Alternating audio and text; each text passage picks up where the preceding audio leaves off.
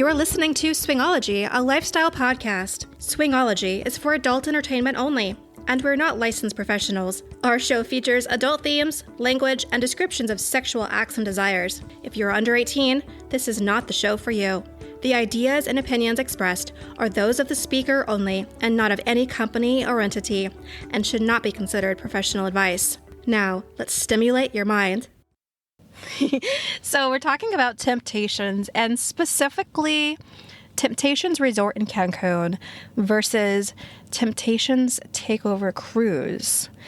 And we went on the Temptations Cruise February 2022. Yep. It left out of Miami, Florida. It was out, I don't know, was it? It was a 4-night, 5-day cruise, I think. And the Temptations staff from the resort came up and took over the whole cruise ship. So it was a swinger-friendly cruise ship. There was a playroom on board and the themed parties at night. It wasn't like a regular, celebrity cruise, because it was on a Celebrity Cruise Line ship. Let's talk about that. When did we go to Temptations Resort, Steve? Do you remember? I believe it was 6 months after the cruise. Yeah, you're right. It was a few months after the cruise. It was Thanksgiving week 22. Yep. And that's when we went to the resort, and we got to kind of see the difference between the Temptations cruise when they took over the Celebrity Summit and the Temptations Resort itself. Now, luckily, when we went, and I say luckily because I am partial, and you guys were here in the episode, but luckily when we went, there happened to be a Canadian lifestyle takeover at the resort. And I'm so glad there was a Canadian lifestyle takeover, because if there wasn't a lifestyle takeover, it wasn't the fact that they're Canadians, although I love my Canadians.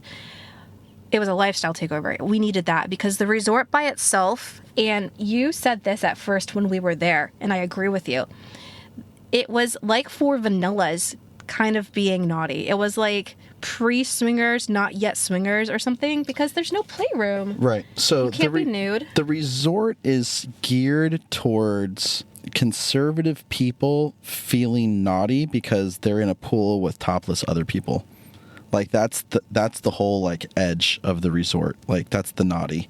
And so and then of course that's what the naughty is. Come on. That's it. That's the naughty topless pool area. If you're not in the lifestyle and you haven't been to a topless bar, or you haven't been to a topless pool, or you haven't been around naked people all the time, then that's going to be your new bar of naughtiness, and that resort's going to be great for you. Absolutely. If you've been to a lifestyle establishment once or twice, you're going to look at that and you're going to be like, this is it?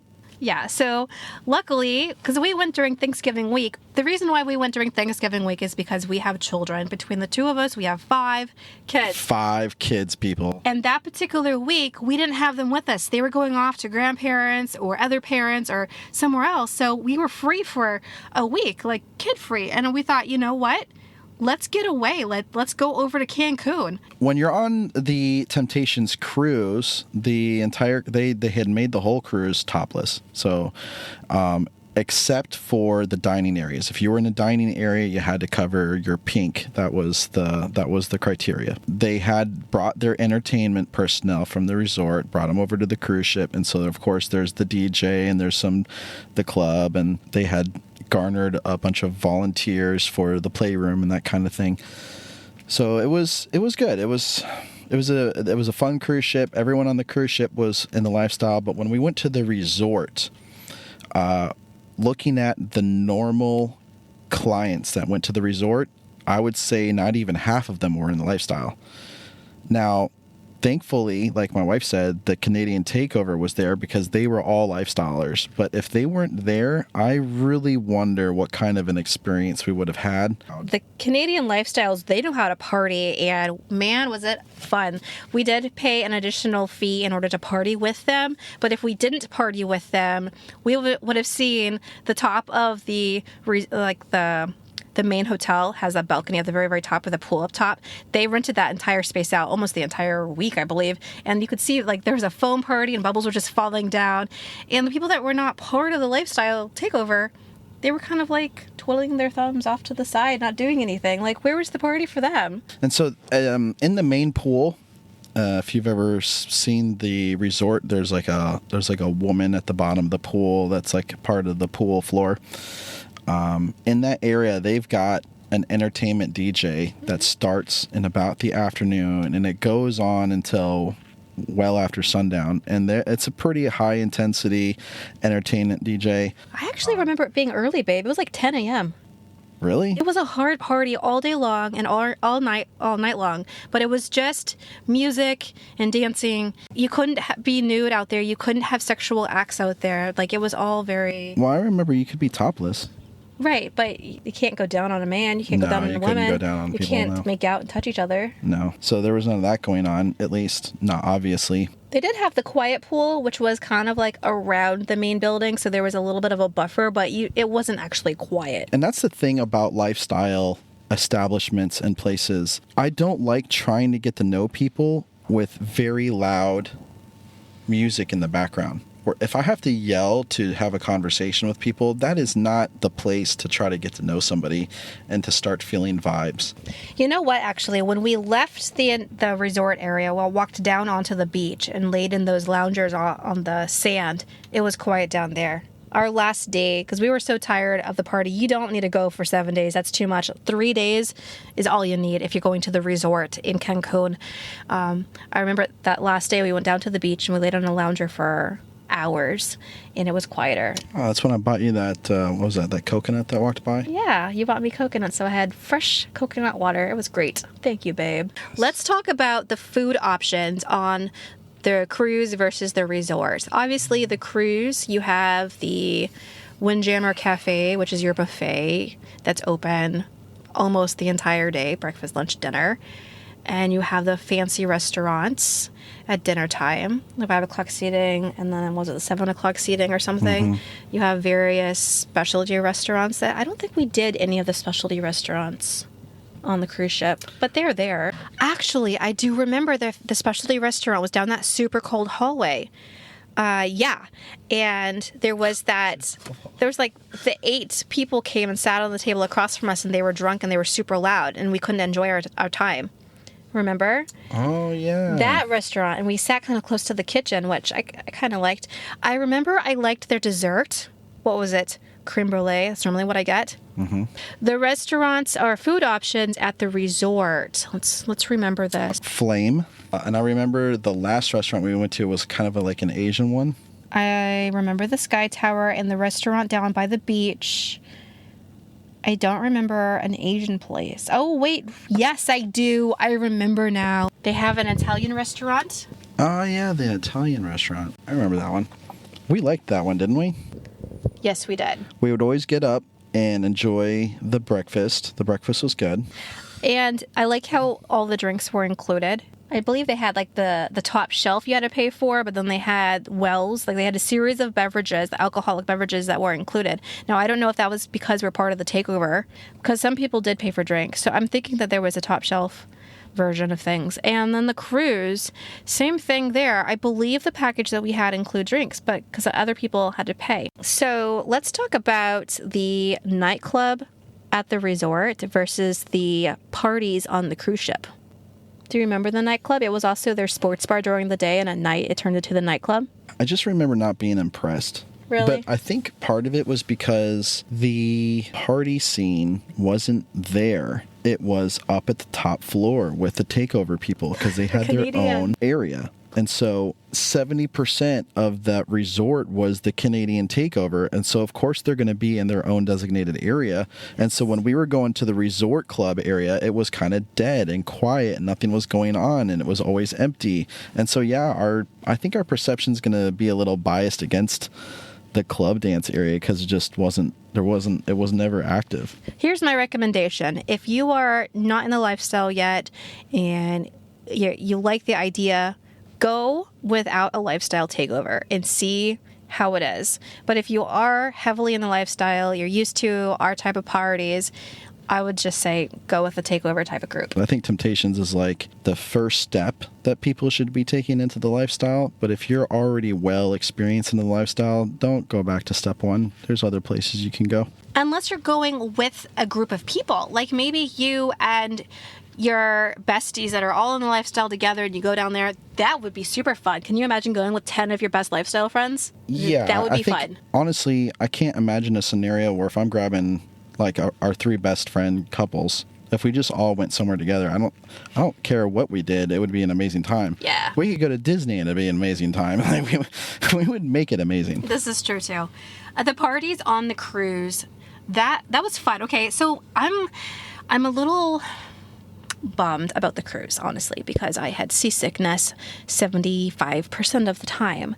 And so I tried my best to enjoy myself, and I do have some fond memories, but majority of them, it's just I was in bed trying to make it through. But yeah, she was suffering quite a bit on that cruise, and it got to the point where actually you relaxed one of the boundaries that we had. yeah, I thought, I'm miserable. I don't want you to be miserable. You're on vacation, so I can't play or party, but I want you to go party. So you had a hall pass. That was my first hall pass experience. So for me, it was a little awkward to get the hall pass experience that way because I'm sitting there, I'm caring for my wife, and it's getting late. It's like 11. And my wife hits me with this, I'm exhausted, I'm tired, I'm ill, I'm sick, and just go have fun. I initially couldn't do it. Because I wanted to be there for my wife, and I couldn't. How can I leave and have fun knowing my wife is ill and sick? But, she was insistent. And at some point she fell asleep. And when she fell asleep, then I felt, okay, well, she's asleep. I'm going to go now. So I think I left a little note, or I texted you where I was at. So every time I went to a new area on the ship, in case she woke up and she felt better, she knew where I was at. So no matter where I was doing, I was kind of like still updating her and everything. And I actually did meet a couple, and I did play with his wife. So I did have an experience that evening. And that was a first for them, right? Yep. They had never played with a single guy before. Yeah, you told me that they've always wanted to do the London Bridge. Yeah, the London Bridge is where there's two men facing each other, and the wife is between them. And so one is penetrating her vaginally, and then the other one is getting a blowjob. And then they would do like a high five. And so when you do the high five, you complete the London Bridge. I love being able to check off fantasies. Oh, I love checking off fantasies for other couples or people. But Steve, tell me, since I missed out on, it was a 5-night cruise. I went to the very last party, and I'll definitely be happy to talk about that in a moment, but I missed out on the first 4 nights. The parties, tell me about that, like on the cruise ship at night. They were wild and crazy. There's lots of people dancing. There's music. There was lots of high energy fun. But as a single guy roaming the decks, looking for just to have organic experiences with people that are already like vibing with other people, it was a little awkward for me. I'm not going to lie. Okay. I had to get comfortable, just kind of like introducing myself to people. They would give me the cold shoulder and turn away. They would look at me a certain kind of way. And you just have to be okay with that, because I know the scenario. I'm a single guy walking up to a couple. That's not going to go over well very often. But you meet the right people eventually, and you get to know them. You hang out, you become friends, and that's really what it's all about.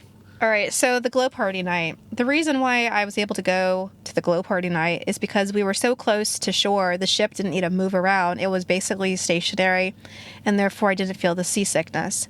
So it was phenomenal. It was out on the pool deck, and everyone was in their glow attire and with their neon, flashing lights and 80. I think it was an 80s theme too. So they were all like wearing 80s glow in the dark stuff, and it was great music. And I don't know, the vibes were just. It was lit. So there's the electricity going through the party. We were jumping up and down on the dance floor. And then when we left the area, we went upstairs to the balcony of the party scene. And we were jumping up there. And it was just so much fun. A lot of flirtation, a lot of flirting and touching. Now, I do remember, I think it was day 1, before the seasickness really hit me heavy. We went to the playroom. They were having a few tutorials or classes, and one of the classes... Oh, it was like a tantric class, wasn't it? It was about tantric tantric touches. touchy. There was an instructor who asked any of the husbands for a volunteer, and he came and laid on her bed, obviously completely nude, and us ladies that were watching, I guess it was a full house. There's probably like 70 couples in there. Yeah, every bed was occupied once, at least maybe sometimes twice. I think there were 3 couples in our bed. Like, we were all touching each other. And she was like, this is how you touch to, arouse your partner, and this is how you do oral. It was a great way for a large group of people to break the ice with other people. Yeah. They had other classes that I missed. I wasn't able to go to them. But that was interesting. The Temptations Resort, they don't offer anything like that. They don't have a playroom. Talking about the beach between the resort and the cruise, obviously the cruise is going to different locations, so you have various styles of beaches.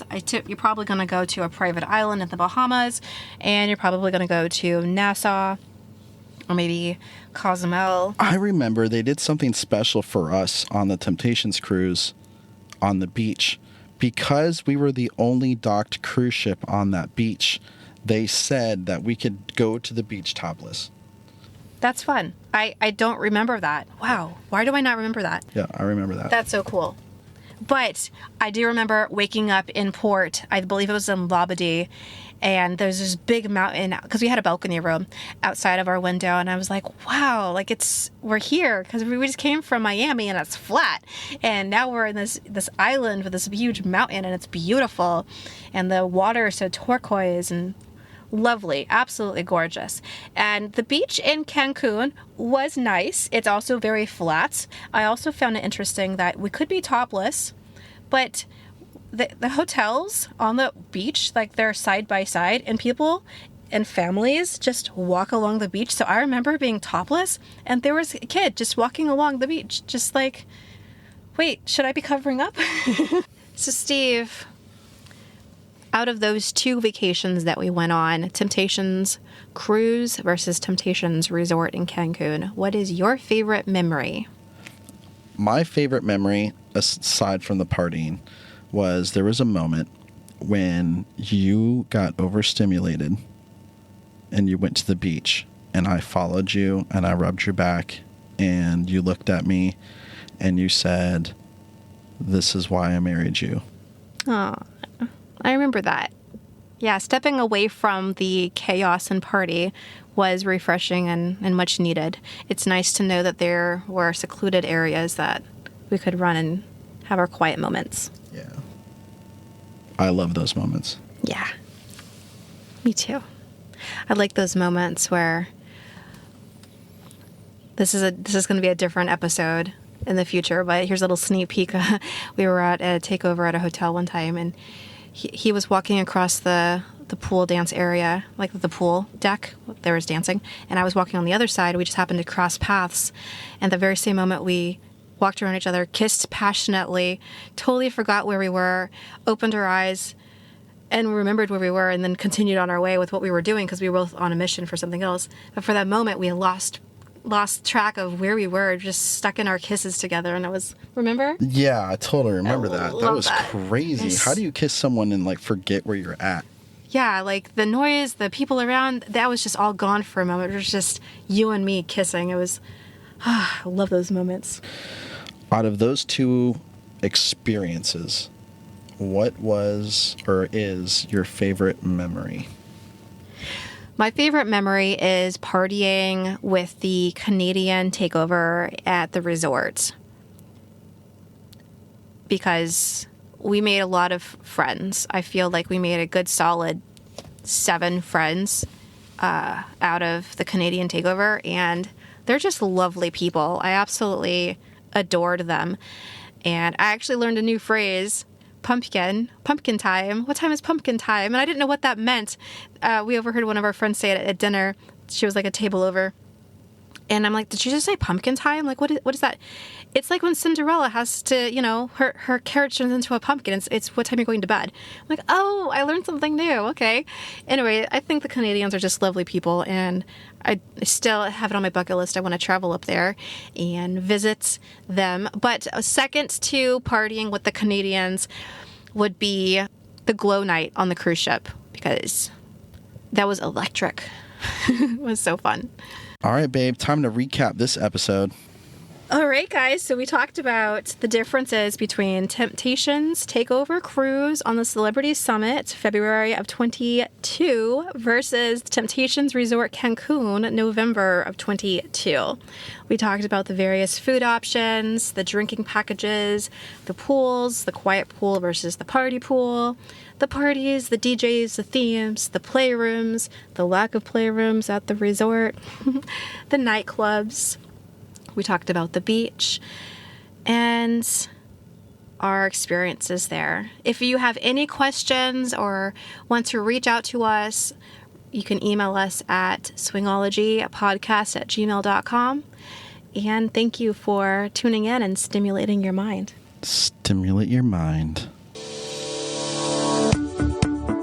Thank you so much for listening to Swingology. I'm truly honored to have you as a listener. If you liked what you've heard, consider subscribing to our podcast or connecting with us on social media. The links can be found with the episode show notes. This is Tori Kist, reminding you to stimulate your mind.